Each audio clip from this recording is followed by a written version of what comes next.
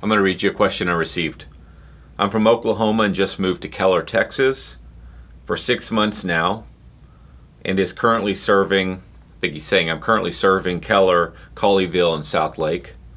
My question is, how would you adapt to the new location, because he's coming from Oklahoma, because everything here is really competitive and pricing for mowing is really low, plus everything here is huge, meaning the property size. And that is one of the biggest shocks I have to deal with, or I've had to deal with when I got here. So the 3 markets that he's talking about are fairly close to where I'm at. I don't service any of those markets, but I know those markets well. In fact, I am highly optimistic of that area. If I was starting another branch location, that's an area I would absolutely think about. It's probably the first area that comes to mind for me other than Austin in Texas. And so it is true that I think the Texas market's fairly brutal when it comes to price and competition. There's so much competition, it's pretty amazing.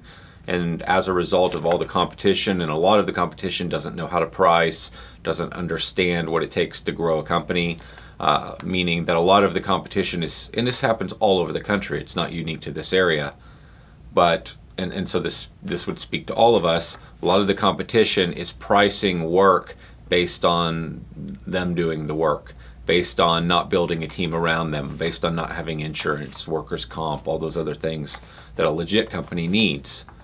And as a result, it creates a lot of price pressure on you as the owner. And this would have been true in Oklahoma as well, but it's very, very true in Texas, without question. And the only way you're going to overcome this and grow a sizable business is through marketing. Most of the companies in the Texas market, and again, true for most of the country, are not very big. They'll never get past a few $100,000 a year in revenue. That is the vast, vast majority of the market. And just to take it a little further, only a small percentage will ever get over $500,000 a year in gross revenue. And the companies that get past the $500,000 in gross revenue are the companies that really learn marketing, and they start to do marketing. They're painting their trucks, they're doing door hangers, they're doing SEO, they're doing pay-per-click, they're doing all forms of different types of marketing that they've learned and studied. That's really at the end of the day what you're going to have to do, and that's an investment. It takes time. So for now, you're just going to sort of have to fight it out and get your initial group of clients to build the company and not delay on the marketing side. I've mentioned it before, a fast approach is to go knock on doors. That'll get you there quicker, but you're still going to eventually have to really start to figure out your marketing and be seen in your marketplace over and over and over again. And then a couple of last little points here I made. In this market, like all markets, but especially in this market, the one you're talking about serving, where in South Lake they've got some bigger properties, you have to be really aware of matching the right equipment with the property. So as an example, if you feel like you're constantly getting beat out on price, it could be that, yes, this market's a little more competitive than where you came from, but it also might be that you're not putting the very best piece of equipment on the property based on its size. So your labor expense is your #1 expense in your company. It's going to be the biggest percentage item expense on your profit and loss statement. And the way to drive down labor cost in your case is to make sure that you're using the very best equipment. So very simple example, if you're mowing an acre, you wouldn't put an individual out there with a 21-inch mower. That's a huge amount of labor cost. But if you put them on a 62-inch rider or whatever, 36-inch rider or whatever, or walk behind or ride on, whatever the appropriate size is depending on the obstacles and makeup of the property, if you use the right piece of equipment, you could cut their labor, your labor cost, because you're cutting their production time in half or by 70%.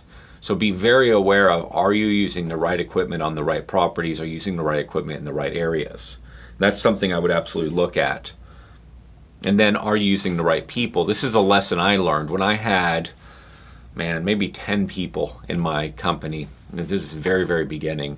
I didn't like the company. It wasn't performing very well, but I didn't really understand how much we should be making per hour. I didn't understand any of that. I was just like possibly you, I was figuring it out. And then one day, this guy named Elder walked up to our shop and said, "Hey, do you have any work? I've been in the painting business, but I used to mow lawns.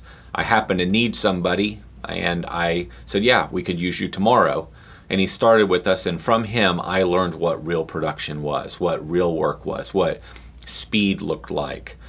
Not so much what quality looked like, but because he came from the commercial world and I was doing residential. Actually, I was doing a lot of commercial as well, but I put him on a residential crew. He was not, he showed me what real speed looks like. So I would question yourself, are you really using individuals that are fast, that are good, that have experience? There is a huge difference between the good guys and everybody else. And you want to build your company around the good guys because they're fast. And that leads to lower production time, lower labor cost, more profit, lets you be more price competitive. So in an insanely competitive market like the one we're in, you have to have the right people. They have to be trained. You have to be putting the right equipment on the job. And then you got to market. That's the only way to build. You got to do marketing in this market. If you want to build based on referrals or word of mouth, it's too slow. You'll be grinding it out for years and years and years. You've got to figure out how to stand out from everyone else. It's a good market. You'll just have to learn how it works. Don't give up.